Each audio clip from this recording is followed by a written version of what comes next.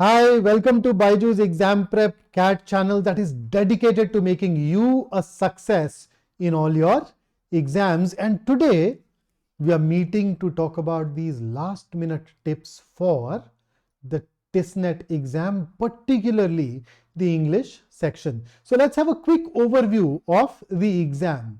So by now you know that the exam is going to be for 100 minutes, and in these 100 minutes you are expected to go through 100 questions where every question carries 1 mark and there is no negative marking, which means that at the end of those 100 minutes, how many attempts should you have?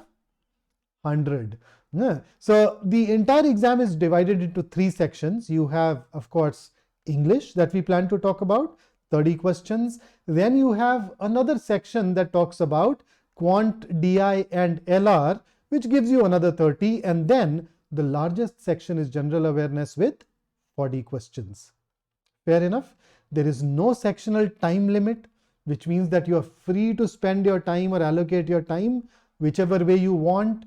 And normally we say there is no sectional cutoff except for the general awareness section where you need to score the minimum of 35%, that is 14 marks, in order to qualify. There is no sectional cutoff for English and the QA-DILR part, right? So how do we go on to attempt the English section in such a way that we are able to maximize our score? So I'll give you 5 tips, and here is my tip number 1, and that is practice. Practice and practice. You see, the kind of English section that we have here is by and large skill based. The more you practice, the faster you become. The more you practice, the easier it comes to you to eliminate options. So write your mock tests, write your section tests. In fact, I'll say that even on the day of the exam, wake up in the morning, wake up a little early, solve a couple of passages and then leave, because when it comes to skills, if you rest, you rust. The moment you stop practicing, your speed starts decreasing. You do not remain as sharp. So continue that practice bit till the very last moment. Tip number 2.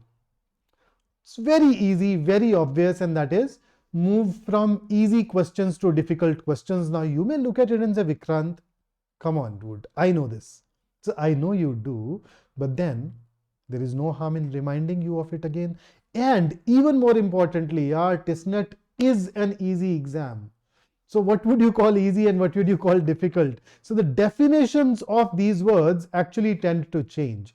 So here I'll say that instead of looking at these as easy and difficult, think of these as less time consuming questions and more time consuming questions, because with your kind of practice, with your kind of effort, with your kind of talent, I know that you can solve all the questions in the TISSNET exam. Although I can't say that about the general awareness, but you can definitely solve all the questions in the other 2 sections. So instead of thinking of these as easy and difficult, think of these as which questions take less time and which questions take more time. And that is where your self-awareness and the experience that you've built over a lot of mocks comes into picture. That is why when I start the TISSNET exam, you know the section that I begin with? General awareness. That's the segment, that's the section where I won't have to spend more than 20 seconds per question. And it's only then that I get into English. And in case you wonder, in case you ask, okay, which areas in English are going to be less time consuming, which ones more? So here is my tip number 3, where I go and share my preferred sequence for attempting the various TISSNET questions. So typically, the first set of questions that I locate is questions that talk about synonyms, antonyms, or spellings. So normally, if I look at the last few years of TISSNET, you'd find somewhere between 2 to 5 such questions.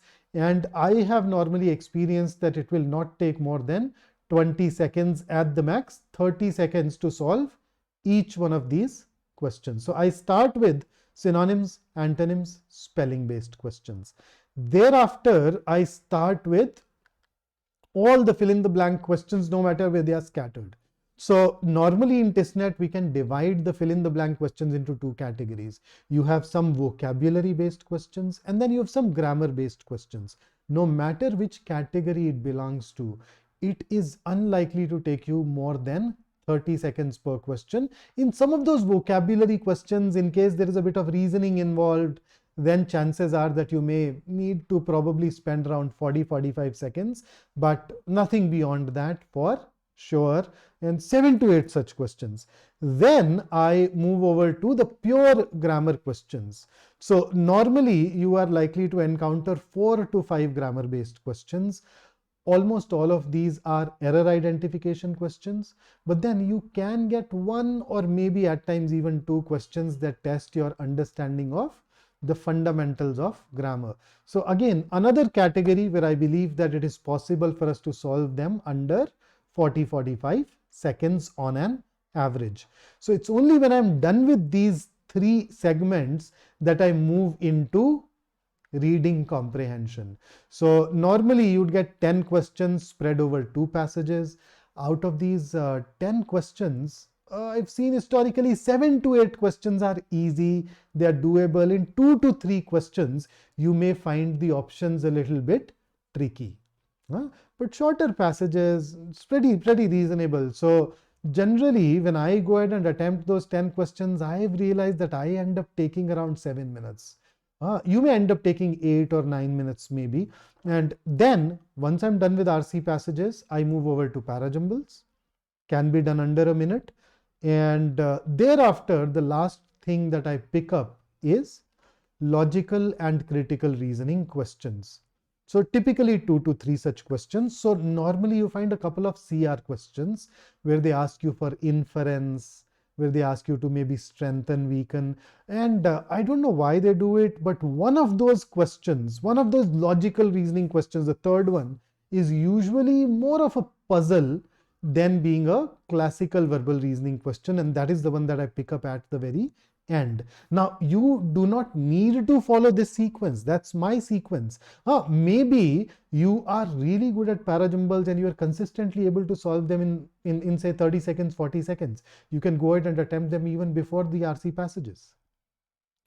So just make sure that you figure out the best sequence for yourself. This is the best sequence for me, where I believe that if you follow this, you'd be pretty safe, though you may want to tinker with the positioning of the parajumbles. You may just try to move it up and down a bit, and that should take care of it. And then tip number 4, 100 minutes, 100 questions. Please do not get stuck. If you've started working on a question and you realize that, oh, you have eliminated 2 answers, but then now you need to think further to zero in on the right option. Or you look at a question and you're like, oh, I can do that, but it is going to take me more than 45 seconds.